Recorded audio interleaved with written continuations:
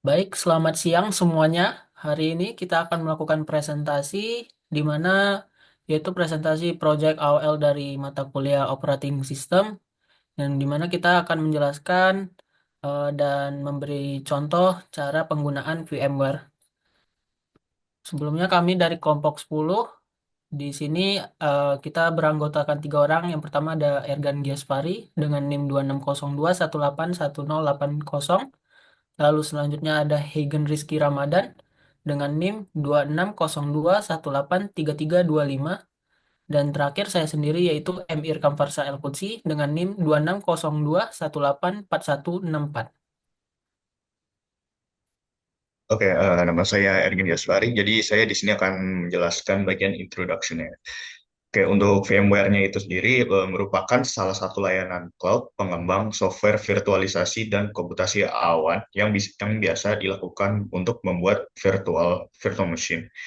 Nah, untuk ini penjelasan lebih spesifiknya itu hypervisor yang digunakan VMware adalah ESX atau ESXi yang berbasis pada arsitektur x86. Untuk hypervisornya ini sendiri bertindak sebagai lapisan yang memungkinkan beberapa mesin virtual berjalan secara bersamaan pada satu server fisik. Nah, dengan begitu, setiap VM dapat memiliki sistem operasi dan aplikasi masing-masing. Meskipun secara fisik ini berbagi hardware yang sama, teknologi ini memungkinkan efisiensi tinggi dalam penggunaan sumber daya hardware, fleksibilitas dalam pengelolaan aplikasi, dan pengurangan biaya operasional, menjadikan VMware ini salah satu solusi utama dalam virtualisasi modern. Nah, untuk fungsi VMware-nya ini sendiri, salah satunya meningkatkan return of investment atau ROI. VMware memungkinkan kamu untuk menggunakan lebih banyak sumber daya komputasi fisik. Dengan VMware, kita bisa menjalankan setiap aplikasi pada sistem operasinya sendiri pada server fisik yang sama, sambil memanfaatkan daya CPU yang tersedia dari server fisik yang lebih baik. Nah, untuk selanjutnya ini penggunaan ruang dan energi yang lebih efisien ya. Nah, kalau pakai VMware ini, kita bisa ngejalanin lebih banyak aplikasi dalam jumlah server fisik yang lebih sedikit. Hal ini mengurangi kebutuhan ruang di pusat data dan menurunkan konsumsi energi untuk operasional server dan sistem pendingin. Selain hemat biaya, efisiensi ini juga mendukung praktik ramah lingkungan yang mengurangi jejak karbon perusahaan. Nah, yang terakhir ini dukungan industri yang kuat. VMware ini udah memiliki basis pelanggan yang luas lebih dari 500.000 pelanggan ya, dan dukungan lebih dari 75.000 mitra di seluruh dunia. Ekosistem ini memastikan pengguna memiliki akses ke berbagai layanan tambahan, solusi kompatibel, serta dukungan teknis yang handal. Nah, kemudian keunggulan VMware ya. Yang pertama ini cost efficient. Kehadiran VMware membuat pengguna tidak perlu membeli hardware yang berbeda untuk setiap operasi yang ingin dijalankan. Oke, kita sebagai contohnya ya, dengan VMware ini kita bisa menghindari pembelian server baru hanya untuk menguji atau menjalankan sistem operasi lain. Hal ini sangat membantu untuk mengurangi biaya infrastruktur teknologi informasi, terutama bagi perusahaan yang ingin menghemat anggaran. Yang kedua, optimized resource. VMware sendiri ini memaksimalkan pemanfaatan sumber daya dan perangkat keras seperti CPU, RAM, dan storage. Sebuah physical server yang biasanya hanya menjalankan satu sistem operasi kini bisa menjalankan beberapa sistem operasi secara bersamaan dan memungkinkan penggunaan sumber daya yang lebih efisien. Yang terakhir, ini fleksibel ya. VMware ini tidak membatasi pengguna pada jenis atau merek perangkat keras tertentu. Nah, kita bisa menggunakan perangkat keras apapun yang tersedia, baik itu dari produsen besar, seperti contohnya mereknya itu dari brandnya Dell, HP, atau Acer ya, atau bahkan perangkat buatan kita sendiri. Nah, fleksibilitas ini memberi kebebasan kepada pengguna untuk mengintegrasikan VMware dengan infrastruktur yang sudah ada tanpa harus mengganti hardware. Yang selanjutnya, saya Hagen Rizky Ramadan akan melanjutkan presentasinya. Jadi yang untuk kelemahan VMware itu yang pertama itu biaya lisensi yang tinggi. VMware itu dikenal sebagai solusi virtualisasi yang canggih dengan fitur premium. Namun fitur-fitur ini seringkali datang dengan harga yang cukup mahal. Untuk perusahaan kecil hingga menengah, biaya lisensi VMware mungkin menjadi kendala besar, terutama jika dibandingkan dengan solusi alternatif seperti Hyper-V atau open source seperti Proxmox. Selain biaya lisensi awal, terdapat pula biaya tambahan untuk perawatan, pelatihan, dan dukungan teknis. Yang kedua itu kurangnya dukungan dan beberapa bug saat digunakan dengan produk Oracle. Jadi dalam bentuk beberapa kasus, pengguna melaporkan adanya kendala dalam interoperabilitas antara VMware dengan produk Oracle, seperti Oracle Database atau Oracle VM. Selain itu, dukungan teknis dari Oracle untuk lingkungan VMware kadang tidak optimal, karena Oracle memiliki solusi virtualisasi sendiri. Hal ini bisa menjadi masalah besar untuk organisasi yang menggunakan produk Oracle seperti bagian inti dari infrastruktur mereka. Yang ketiga, masalah kompatibilitas perangkat keras karena tidak semuanya bekerja dengan baik dengan VMware. Jadi itu dia tidak semua perangkat keras dengan bekerja dengan baik di lingkungan VMware. Meskipun VMware memiliki daftar kompatibilitas perangkat keras seperti HCL, hardware compatibilities atau hardware compatibility list, beberapa perangkat keras yang tidak tercantum dalam daftar mungkin tidak berfungsi secara optimal atau bahkan tidak kompatibel. Ini menjadi tantangan besar saat mengimplementasikan VMware pada sistem yang sudah ada tanpa melakukan pembaruan perangkat keras. Selanjutnya, jadi selanjutnya itu fitur dan produk di VMware. Yang pertama itu ada high availability atau ketersediaan yang tinggi. Jadi itu VMware High Availability itu dirancang untuk meningkatkan keandalan sistem virtualisasi.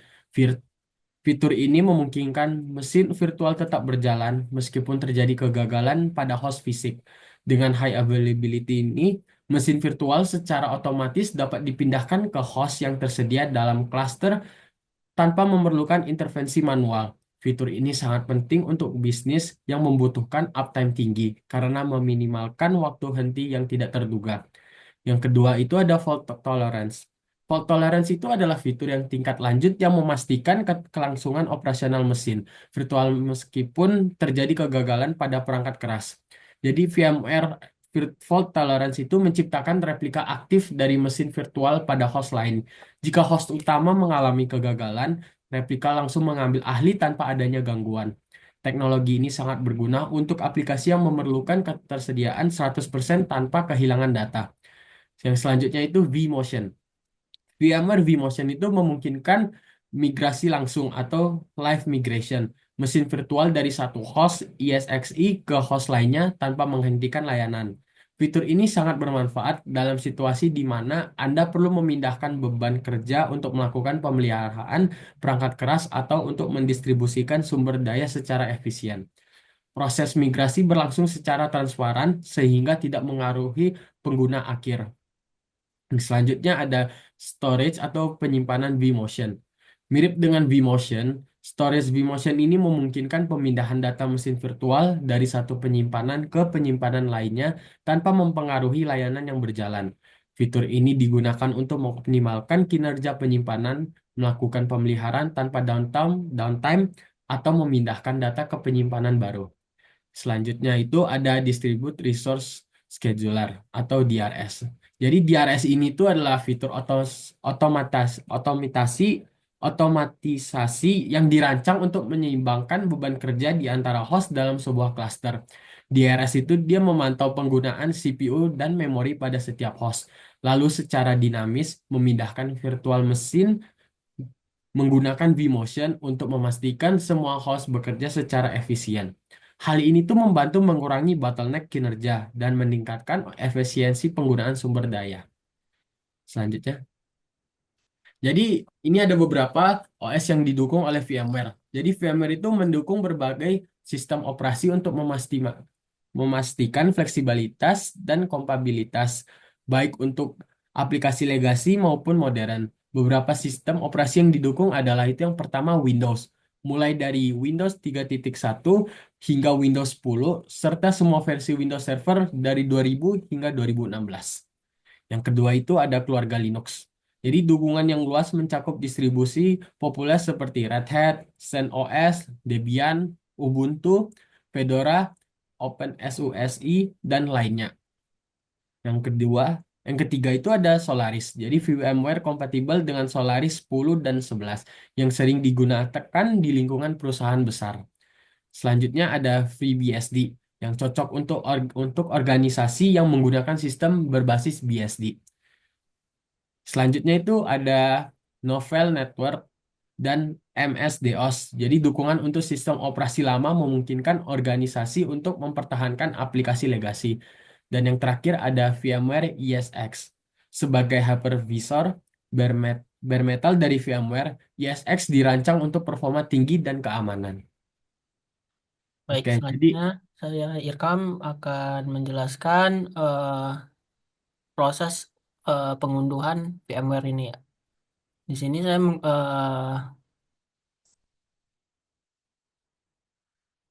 di sini pada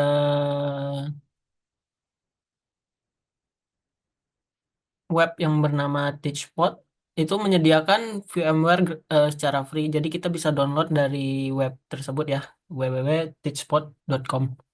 Nah, di sini ada kita diarahkan bahwa VMware yang bakal di-download ini versi 17.6.2 yang dimana ini adalah versi terbaru saat ini dari VMware Workstation ini, workstation tersebut. Nah, di sini kita ada pilihan ya. Kita bisa download, di sini diberi option. Kita mau install VMware yang mana. Di sini ada sekitar 6 jenis macam VMware, yaitu mulai dari Workstation for Windows, terus VMware Player Windows, Workstation Linux, VMware Player Linux, lalu ada Workstation Windows 7, ini yang versi sebelumnya yaitu 17.6.1. Nah, di sini saya akan menginstal atau mendownload VMware untuk Windows, di mana Workstation Windows. Jadi kita klik aja di sini. Nah, di sini kita tunggu sebentar.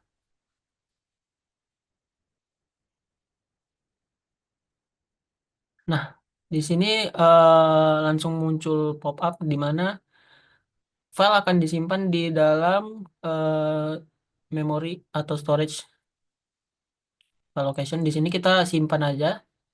Sini saya simpan di data X. Nah, kebetulan sebelumnya saya sudah menyimpan untuk VMware Workstation dengan versi ini. Jadi nanti teman-teman bisa langsung simpan aja.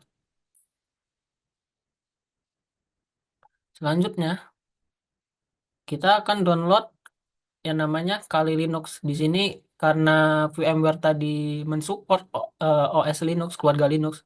Di sini kita akan mencoba menjalankan Kali Linux di dalam VMware Workstation-nya. Jadi, yang pertama kita ke web yang bernama linux.org. Teman-teman nanti bisa mengunjunginya untuk mendownload atau menginstal Kali Linux.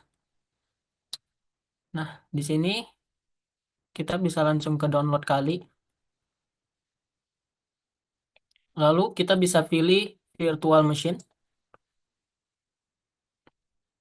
Nah, di sini kita bisa pilih sesuai dengan workstation yang kita gunakan yaitu VMware. Ya.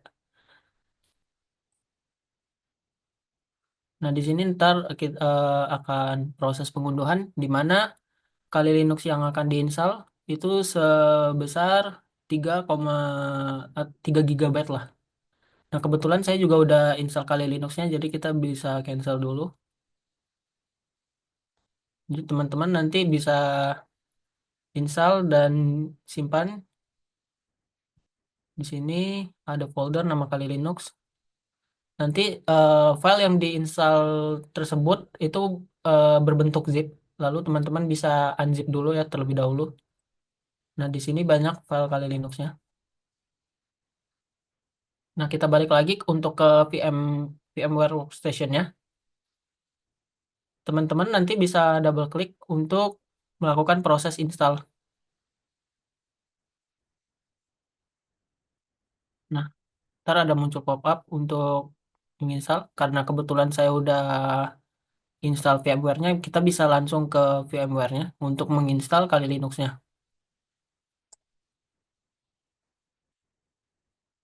Di sini kita langsung aja cari VMware Workstation, lalu kita open. Nah, Ini kebetulan udah kita bisa remove terlebih dahulu. Nah, di sini ini tampilan VMware Workstation Pro dengan versi 17.6.2 tadi ya. Nah, sebelum untuk tampilan awal VMware, kita belum punya Kali Linux. Nah, Kali Linuxnya itu beda file lagi. Nah, untuk kita masukin Kali Linux, menjalankan Kali Linux menggunakan VMware ini, kita bisa ke Open Virtual Machine. Nah, tadi di folder Kali Linux dan file yang udah kita unzip, kita bisa jalanin, kita buka di sini, kita double tap, lalu dia akan muncul file yang bisa, yang mensupport lah, menyesuaikan. Kita open aja. Nah, di sini Kali Linux sudah terpasang di VMware Workstation kita. Selanjutnya kita bisa di sini untuk device Kali Linuxnya kita bisa setting ya, teman-teman. Di sini saya cuman ubah memorinya. Memorinya itu banyak pilihan. Kita bisa menyesuaikan dengan kapasitas storage yang laptop teman-teman punya. Jadi bisa disesuaikan kembali. Nah, di sini langsung aja kita bakal kita play, kita power on this virtual machine. Kita tunggu aja.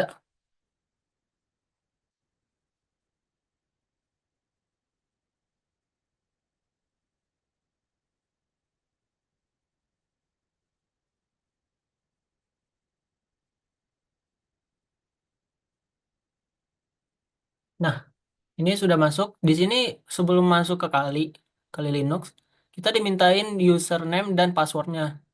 Nah, teman-teman tidak usah bingung karena username-nya itu Kali, lalu passwordnya juga Kali. Nah, saat ini teman-teman udah masuk ke Kali Linux. Di sini banyak pilihan ya. Teman-teman bisa pertama ada file. Lalu kita coba ke terminal aja terlebih dahulu. Nah, di sini ada yang namanya terminal. eh di mana teman-teman bisa pertama kita biasanya Kali Linux ini digunain oleh kebanyakan sih teman-teman yang mau belajar cyber security. Karena banyak tools-tools yang mendukung proses untuk melakukan pen tester gitu atau analisis sebuah web atau aplikasi untuk analisis keamanannya. Pertama kita coba di terminalnya. Ini kita karena kita masuknya sebagai user Kali kita bisa cek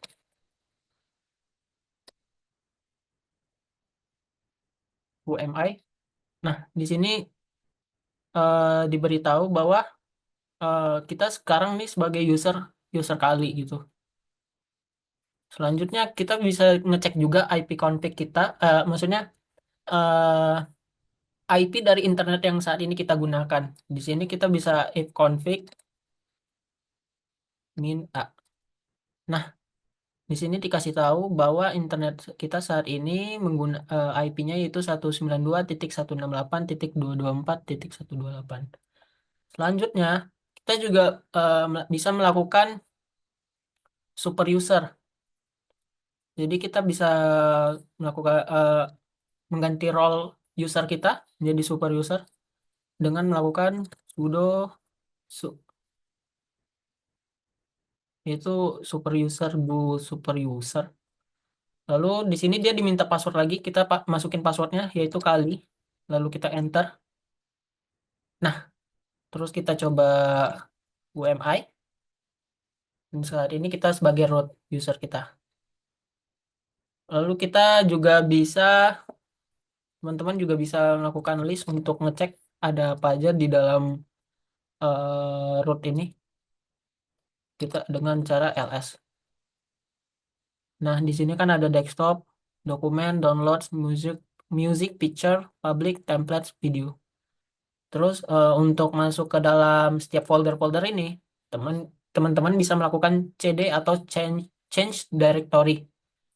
Nah,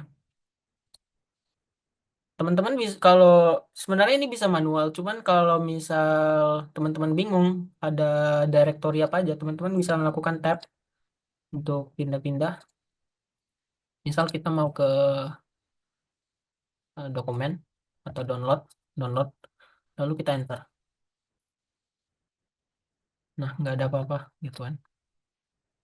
Terus kalau kita mau balik lagi ke sebelumnya, ini kan saat ini kita berada di directory download. Nah, kalau kita mau kembali, kita bisa melakukan cd titik dua kali dan kita kembali lagi. Nah, sebelumnya saya mengatakan bahwa Kali Linux itu banyak digunakan untuk teman-teman yang mau belajar cybersecurity. Kenapa? Karena banyak tools-tools yang bisa mendukung eh, proses pentester nih. Seperti ini. Dia itu udah dikategorikan ada information gathering, terus di dalamnya ada lagi teman-teman bisa melakukan DNS analyze, terus ada IDS IPS, live host identification, terus mau kita scanning network dan portnya, terus dan lain-lain lah. Terus ada vulner, vulner, vulnerability analyze, lalu ini web application analyze, kita bisa main di proxy, lalu web vulnerability scanner gitu ya. Lalu ada ini, ada database, skillet, dan masih banyak lagi. Jadi teman-teman yang mau melakukan proses pentester, Kali Linux ini sangat berguna bagi teman-teman. Salah satu yang paling sering digunain untuk saat ini dari pengalaman kita bertiga yaitu Burp Suite, di mana teman-teman bisa melakukan man in the middle dan mengecek eh, aktivitas apa aja sih yang terjadi gitu ya selama selama web itu berjalan gitu dan kita bisa menangkap-nangkap informasi seperti itu.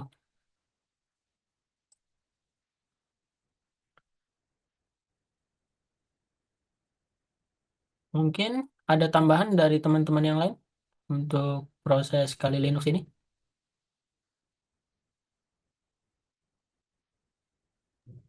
Untuk Kali Linux yang seperti teman saya bilang, memang Kali Linux itu biasanya fungsinya untuk cyber security, jadi kayak banyak untuk melakukan web scan atau trafficking apa untuk ngecek traffic gitu. Ya, itu aja sih. Mungkin untuk penjelasan pengunduhan, mulai dari pengunduhan VMware Workstation-nya, lalu kali Linux-nya, eh, cukup sampai di sini. Mudah-mudahan tersampaikan proses-proses yang dapat eh, diterapin oleh teman-teman di luar sana.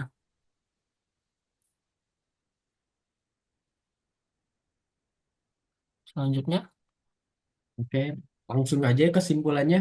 Jadi itu kesimpulannya untuk penjelasan hari ini tuh VMware itu adalah solusi virtualisasi yang sangat kaya fitur dengan kemampuan yang luar biasa dalam memastikan ketersediaan, efisiensi, dan fleksibilitas. Namun, seperti yang tadi, kekurangannya itu kayak biaya tinggi dan masalah kompatibilitas tertentu. Perlu dipertimbangkan sebelum mengadopsinya. Fitur-fitur canggih seperti high availability, fault tolerance, vMotion, dan DRS menjadikan VMware pilihan utama untuk organisasi yang membutuhkan lingkungan IT yang stabil dan dapat diandalkan. Sekian dari presentasi kami. terima kasih semuanya sudah memperhatikan. Terima kasih. Terima kasih.